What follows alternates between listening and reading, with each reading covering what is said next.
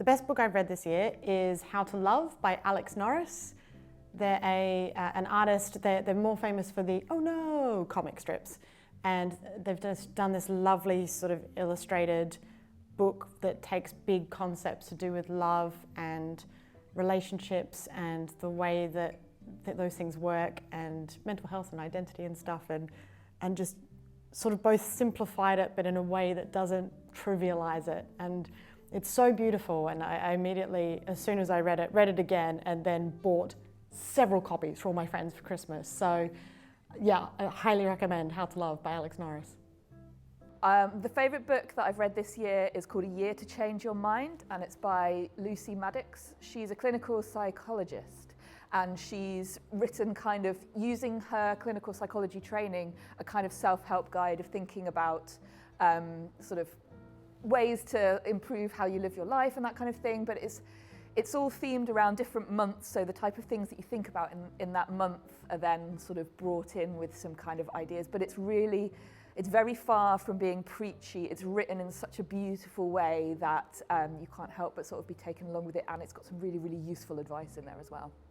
So I've just finished reading a book, and basically I've started going back through the backlog of 90s Dungeons and Dragons books and Forgotten Realms. And I read a lot of them, but there's one by Elaine Cunningham that I really like, and it's called Elf Shadow. It's always interesting when you're reading a fantasy book from 20 years ago, because we have a different way of talking about things these days, but this one gripped me, and I was just gripped to the end, which was really nice. So the book I read is Alex Bellows, his Adventures Through Numberland, which is, as a mathematician, I wasn't expecting to be so enthralled by it, but it's actually a really amazing book. So this is one, it's not a this year book, it came out a couple of years ago. I was a bit slow in getting onto it, but it was The House in the Cerulean Sea by T.J. Klune. The title's something close to that, if that's not quite right. But it's just lovely. It's a fantasy book, but it's about a guy he's like an orphanage inspector, but then he goes to an orphanage that's slightly unusual, and it has like these kind of, they call them monster children, they're not monsters, and it's just really lovely, really easy reading. I read a review of it that described it as a big gay hug, and I think that's like, why would you not want to read that book? It was just so lovely. Well, the absolute favourite I've read this year, science books. I read a lot of fiction, but I have to read science as well.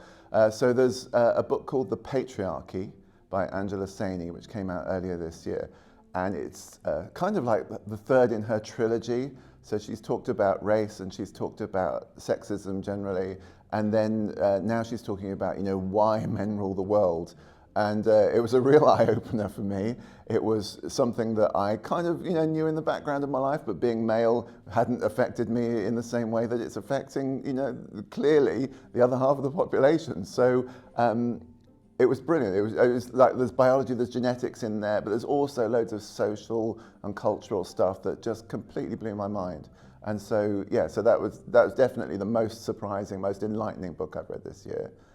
There's a couple of others there's a book by a friend of mine called Alam Shahar called Why Don't Things Fall Up?